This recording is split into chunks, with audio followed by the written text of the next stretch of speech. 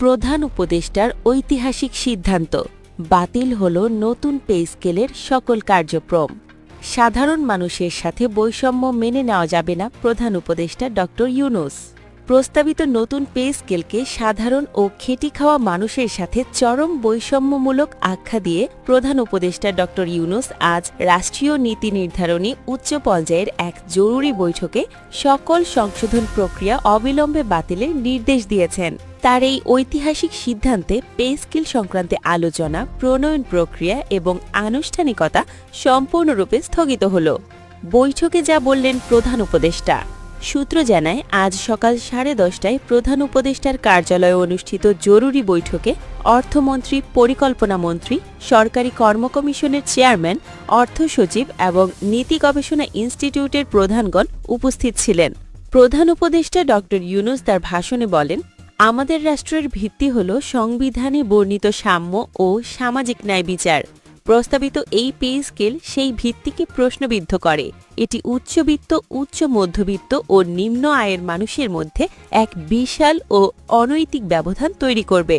যারা রিকশা চালান, কলকারখানায় শ্রম দেন, ক্ষেত খামারে পরিশ্রম করেন, তাদের উপার্জন ও জীবনযাত্রার মানের সাথে এই স্কেলের কোনো সংযোগ নেই।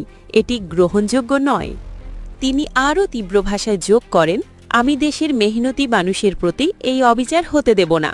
অতএব আমি আজই নির্দেশ দিচ্ছি, এই পে স্কেল নিয়ে সকল প্রকার কার্যক্রম, চূড়ান্তকরণ, গেজেট প্রস্তুত, বাস্তবায়ন পরিকল্পনা সম্পূর্ণরূপে বাতিল করতে হবে।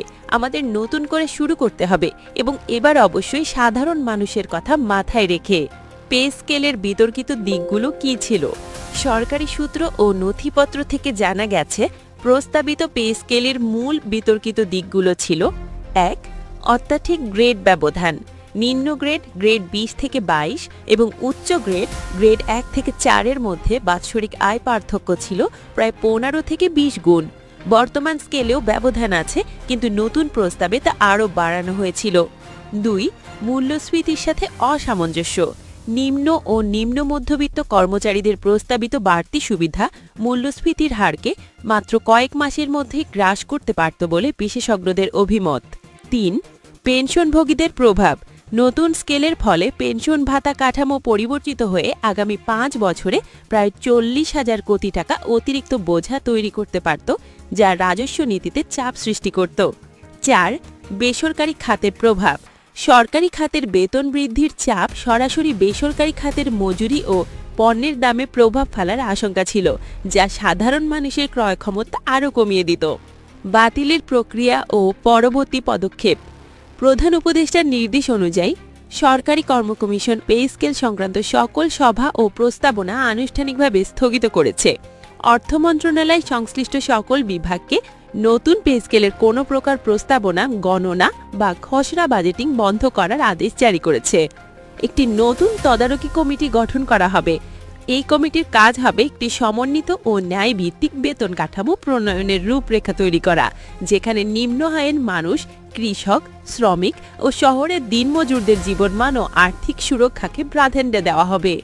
আগামী 2 সপ্তাহের মধ্যে এই নতুন কমিটির সদস্যপদ ও কার্যপরিধি ঘোষণা করা হবে। বিশ্লেষক ও বিশেষজ্ঞদের প্রতিক্রিয়া। অর্থনীতিবিদ ড আহসান এইচ মনসুর বলেন, এটি একটি সাহসী ও দূরদর্শী সিদ্ধান্ত। সরকারি আয় ব্যয়ের ভারসাম্য রক্ষা করা জরুরি, কিন্তু তার চেয়েও জরুরি সামাজিক সংহতি। এই সিদ্ধান্ত দেখাচ্ছে সরকার জনগণের বাস্তব উদ্বেগ শুনছে। সিভিল সার্ভিসের একজন সিনিয়র সচিব নাম প্রকাশে অনিচ্ছুক বলেন, প্রক্রিয়া পেছানো মানে সময় নষ্ট নয়, বরং সঠিক সিদ্ধান্ত নেওয়ার সুযোগ। আশা করি নতুন কাঠামোতে স্বচ্ছতা ও ন্যায্যতা নিশ্চিত হবে। সাধারণ মানুষের প্রতিক্রিয়া। রিকশা চালক মোহাম্মদ জাহাঙ্গীর আলী 45 বলেন, টেলিভিশনে দেখলাম প্রধান উপদেষ্টা আমাদের কথা ভাবছেন। আমরা বেতন পাই না, কিন্তু আমাদের দাম বাড়লেই বাড়ে। উনি যেন আমাদের পাশে আছেন, এটাই বড় কথা। প্রাইভেট কোম্পানি নির্বাহী ফারহানা ইয়াসমিন বলেন, সরকারি বেতন বাড়লে আমাদের প্রাইভেট খাতেও চাপ পড়ত, দাম বাড়ত। সিদ্ধান্তটি সময় উপযোগী। প্রধান উপদেষ্টা ড ইউনূস এই কঠোর ও দ্রুত সিদ্ধান্ত রাষ্ট্রীয় নীতিতে সামাজিক ন্যায় বিচার ও সাধারণ মানুষের অর্থনৈতিক সুরক্ষাকে সর্বোচ্চ প্রাধান্য দিয়েছে। প্রস্তাবিত পে স্কেলের মৃত্যু ঘণ্টা বাজানোর সাথে সাথে এখন পুরো ব্যবস্থাকে নতুন করে ভাবার সময় এসেছে। এমন এক কাঠামো যেখানে দেশের সবচেয়ে বেশি সংখ্যক মানুষের মর্যাদা ও জীবিকার নিরাপত্তা নিশ্চিত হয়। দেশবাসী এখন নতুন ও ন্যায় কাঠামোর দিকে তাকিয়ে আছে।